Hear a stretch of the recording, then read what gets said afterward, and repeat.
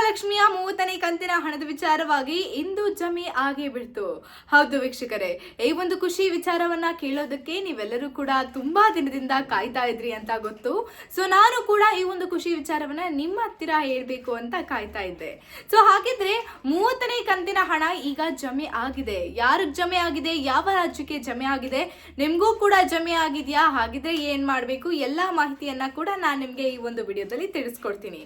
ಮೊದಲಿಗೆ ಈಗ ಸರ್ಕಾರದ ಕಡೆಯಿಂದ ಸುಮಾರು ಒಂದು ತಿಂಗಳಕ್ಕಿಂತ ಜಾಸ್ತಿ ಅಂದ್ರೆ ಒಂದು ತಿಂಗಳು, ಒಂದು ವಾರ ಮಟ್ಟಿಗೆ ಗೃಹಲಕ್ಷ್ಮಿ ರಿಲೇಟೆಡ್ ಯಾವುದೇ ರೀತಿಯಾದಂತಹ ಅಪ್ಡೇಟ್ಸ್ ಬರಲೇ ಇರಲಿಲ್ಲ. ಸೊ ಇವಾಗ ಫೈನಲಿ 30ನೇ ಕಂತಿನ ಹಣ ಜಮೆ ಆಗ್ತಾ ಇದೆ ಅಂತ ಅಂದ್ರೆ ಈಗ 30ನೇ ಕಂತಿನ ಹಣ ಯಾವ ರಾಜ್ಯ ಅಂದ್ರೆ ಯಾವ ಜಿಲ್ಲೆಗಳಿಗೆ ಜಮೆ ಆಗಿದೆ ಅಂತ ನಾವು ನೋಡೋದಾದ್ರೆ, ಸದ್ಯಕ್ಕೆ ನಮ್ಮ ಕರ್ನಾಟಕದಲ್ಲಿ ನಾರ್ತ್ ಕರ್ನಾಟಕ ಯಾವ್ದು ಜಿಲ್ಲೆಗಳು ಬರುತ್ತೆ ಆ ಎಲ್ಲಾ ಜಿಲ್ಲೆಗಳಲ್ಲೂ ಸಹ ಕೆಲವರಿಗೆ 30ನೇ ಕಂತಿನ ಹಣ ಜಮೆ ಆಗಿದೆ. ಅಂದ್ರೆ ಈಗ ಆಲ್ರೆಡಿ ಏನು 30% 40% ಅಷ್ಟು ಮಹಿಳೆಯರಿಗೆ ಜಮೆ ಆಗಿದೆಯಾ? ಇಲ್ಲ, ಎಲ್ಲರಿಗೂ ಕೂಡ ಜಮೆ ಆಗಿಲ್ಲ. ಬದಲಿಗೆ ಒಂದು 5% ಇಂದ 10% ಮಹಿಳೆಯರಿಗೆ ಈಗಾಗಲೇ ಗೃಹಲಕ್ಷ್ಮಿಯ 30ನೇ ಕಂತಿನ ಹಣ ಜಮೆ ಆಗಿದೆ. ಸೊ ಇವರೆಲ್ಲರಿಗೂ ಕೂಡ 29ನೇ ಕಂತು ಆಲ್ರೆಡಿ ಬಂದಿರೋದ್ರಿಂದ ಎಲ್ಲರಿಗೂ ಸಹ 2,000 ರೂಪಾಯಿ ಹಣ ಜಮೆ ಆಗಿದೆ ಅಂತಾನೆ ಹೇಳ್ಬೋದಾಗುತ್ತೆ.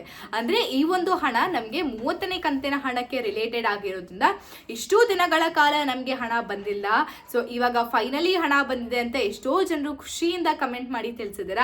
ಅವರೆಲ್ಲರಿಗೂ ಕೂಡ ಇದೇ ರೀತಿಯಾದ ಖುಷಿಯಾಗಿರಿ. ಸೊ ಹಾಗಿದ್ರೆ ಇನ್ನ ಕೂಡ ನಿಮ್ಗೆ ಏನಾದ್ರು ಗೃಹಲಕ್ಷ್ಮಿ ಹಣ ಬಂದಿಲ್ಲ ಅಂತ ಅಂದ್ರೆ ಏನಾದ್ರೂ ಮಾಡ್ಬೇಕಾ? ಆ ರೀತಿಯಾಗಿ ಏನೂ ಇಲ್ಲ. ಈಗ ಆಲ್ರೆಡಿ 5% ಮಹಿಳೆಯರಿಗೆ ಈಗ ಆಲ್ರೆಡಿ ಹಣ ಬಂದಿದೆ ಅಂತಾನೆ ನಿಮ್ಗೂ ಕೂಡ ಬರುತ್ತೆ ಅಲ್ವಾ?